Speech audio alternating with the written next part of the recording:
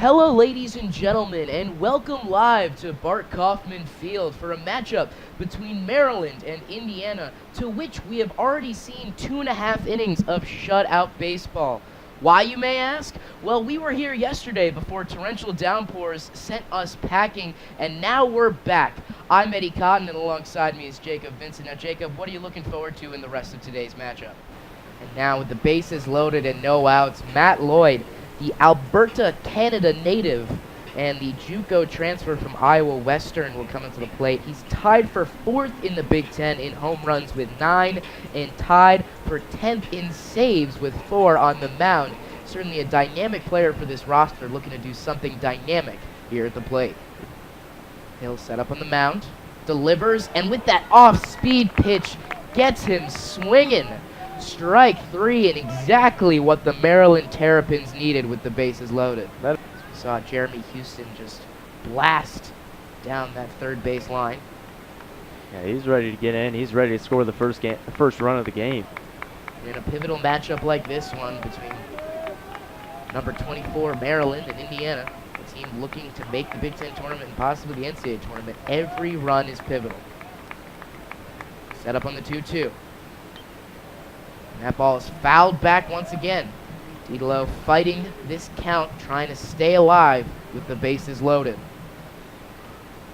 And that is ball 4 as he walks in another run. And the Hoosiers really taking advantage early on of Hill's issues with control. That appears to be a little outside again, and another 3-0 count.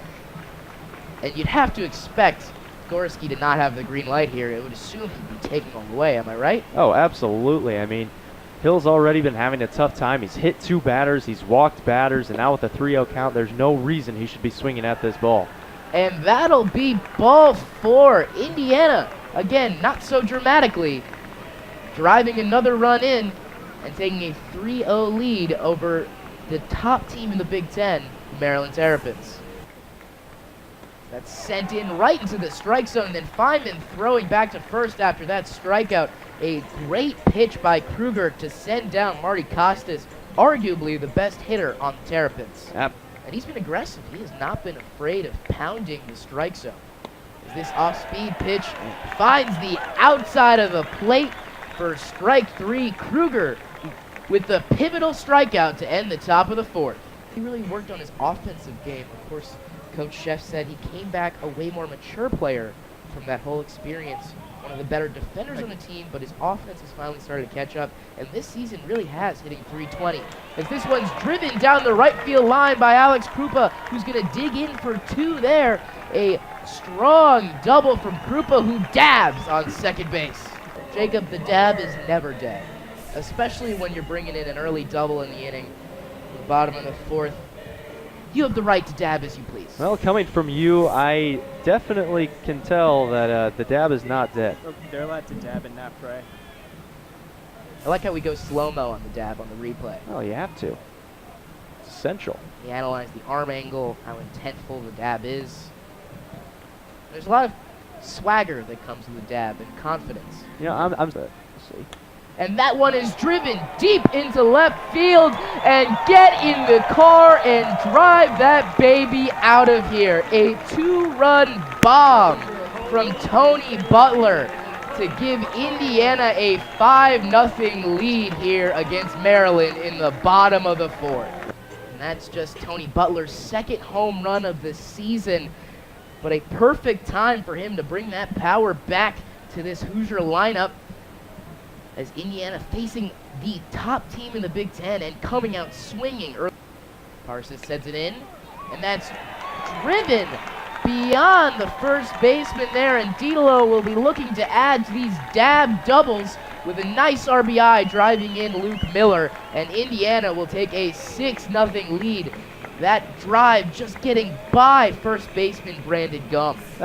And this is huge for the Hoosiers, who have been really building confidence as of late. Of course, taking 2 out of 3 against Michigan, with the walk-off against Ball State, and now coming up against the #1 team in the Big Ten, already with a 6-0 lead here in the bottom of the 4th, and Logan Sowers to the plate with a runner in scoring position. Now up to the plate, preseason All-American Kevin Smith. Coming into the day, hitting .250 on the season. Going to try and keep this rally going here in the 5th, as this is driven deep to center field. Didolo tracking back, and that hits off the wall. We're going to see Nickens round third. Smith go into third base, and Nickens scores on that one. A great RBI triple from preseason All-American Kevin Smith. And I really wish we had some sort of stat cast coming in, because that one was raked immediately off the bat. I looked up, and there it was off the back wall in center field, and he was about 3 or 4 feet away from a 2-run bomb. So he drives that one foul into left field. We'll have a 2-2 count. Something important to note, though, with Cieri, he's, although not the best hitter for average, only hitting .203, is known for his patient approach, doesn't strike out too often. So he grounds that one to second base, and Tony Butler makes the play. But on that fielder's choice, another RBI for Nick Cieri in Maryland, and they're slowly chipping away at what is now a 6-2 lead. And that, again, the key with Cieri in that at-bat was his patient approach. You can't strike out in that position. You need to just get the ball in play and drive in the runner, and that's exactly what he did. They're setting up on the 0-1. And Jankarski grounds that to Luke Miller and falls out of the batter's box. Unorthodox approach, you might say, but he does get A.J. Lee into scoring position with 2 outs. There. So that bounces away from Feynman, and A.J. Lee quickly departs second base and finds his way at third. And Maryland taking advantage once again on the base paths. And this That off-speed pitch just barely missing the strike zone. Harry Costello tells everybody, stay on the field. Got a little bit more baseball going. yeah, you get Kruger once again. And that off-speed pitch gets him swinging. Strike 3 on Brandon Gum. And the Hoosiers get out of this inning only giving up 2. Indiana leads 6-2 heading to the bottom of the 5th. one and hit Highway 45 past center field, but it's so hard to get to, and Parsons having a very, very good inning here to start with 2 outs. And Houston fouls this one off. What highway was it? 45? 45, 46, isn't it? Oh, I need to know my local maps better. Say, you've been here longer than I have. True. I lack awareness. I need my Dora the Explorer. I need like a map in my backpack. Yeah. I always bring a map with me.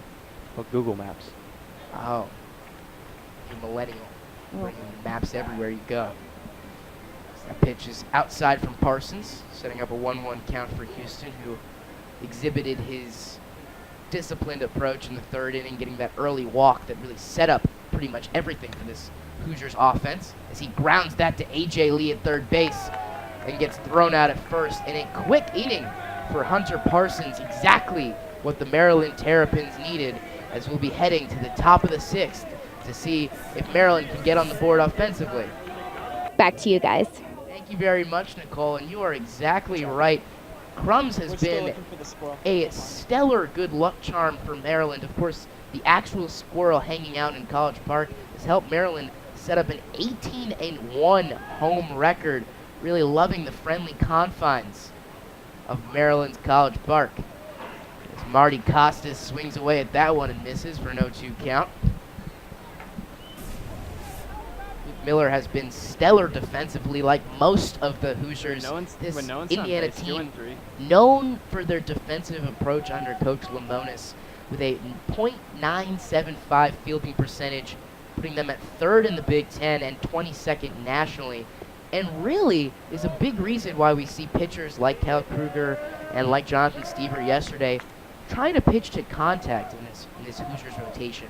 A lot of guys just letting the fielders make the plays. This Indiana defense has been stellar. And that'll now set up Alberta, Canada native Matt Lloyd, the freshman who I cannot stop saying he's an Alberta, Canada native, because I love Canada. I do too. Joey Votto's from Canada. Oh, Reds fan. oh, you're a Reds fan. Gotta give I'm a shout so out. sorry. Well, My they apologies, started off hot. Jacob. Don't they always start out hot? No. All right. At least they always start. Well, that's true. That's the I, one. I think most teams do start. I'm just saying, you got to take your little victories while you get them. Fair enough. I'll take it. Important for them. And that is driven deep to left field. Luke Miller, get in the car and drive that baby out of here. A major home run for Indiana as they look to continue to just build that lead. And you mentioned Highway 45 not too long ago. I wouldn't be surprised if you find it just sitting on the highway right now. That ball was absolutely raked by Luke Miller, his 9th home run of the season, and now Indiana leads Maryland 9-2. That's huge, coming against the #1 team in the Big Ten. Maryland coming into the day, winning 7 straight, not having lost back-to-back games since their LSU series in the first week of the season. And Indiana seemingly with no fear at all today. Parsons delivers, and that's just right off the knob of the bat for Gorski for the final out of the inning. But not before Luke Miller finds Highway 45 with a long ball to left field. And Indiana leads this 9-2 as we head to the top of the 7th. Now, it looked like he's trying to move the dirt around, but there's no dirt there to move around. It is turf. It is turf. But then Top-notch again, analysis. baseball players are very, very superstitious, and that could be another one. Did you have any superstitions when you played baseball? Oh, off the top of my head, I don't think so. If you can't remember your superstitions, you didn't I have had them. routines. I Like? didn't have any superstitions. Like? Like Sierra did there. He'd come up. I guess that wasn't a superstition. That's just the routine. You come up to a batter's box, you do the same thing every time, and so you can get the same results. I remember when I was in Little League and I saw Bobby Abreu hit, he did this thing where he always would stomp his feet as like a counting mechanism before the pitch would come, and I thought that was genius. So I would just stomp my feet endlessly in the batter's box. But I didn't use it as a timing mechanism because I was Little League and nowhere near intelligent enough to figure that out. Of course, Grupa with a double in the 4th inning. He's been a pivotal senior on this Hoosier baseball team. He was a JUCO transfer out of Iowa Western. And last season he didn't perform exactly like he wanted to. Came into this year and really changed his swing, changed his approach at the plate, and has seen great results as he bunts this one to the right of Cameron Enck, who grabs that with his bare hand and throws him out at first, but not before both Ryan Feynman and Jeremy Houston move forward onto second and third base. And that's grounded to third base for Luke Miller, who quickly has to make that throw, and that'll be the end of the top of the 8th. Indiana making quick work thanks to Cal Kruger's efforts on the mound. And we'll be back in the bottom of the 8th. Welcome back live to Bart Kaufman Field for the top of the 9th. Indiana leads 9-2 after this 2-day extravaganza that started yesterday with Jonathan Stever on the mound for Indiana. Cal Kruger coming in and has been remarkably impressive. He's only a freshman. This is really indicative of what we could potentially see here in Bloomington moving forward for the next couple of years. As this is grounded right over second base for Jeremy Houston, who does a great job ranging over almost in position of Tony Butler to make that play. And now we are 1 out away from calling this game 1.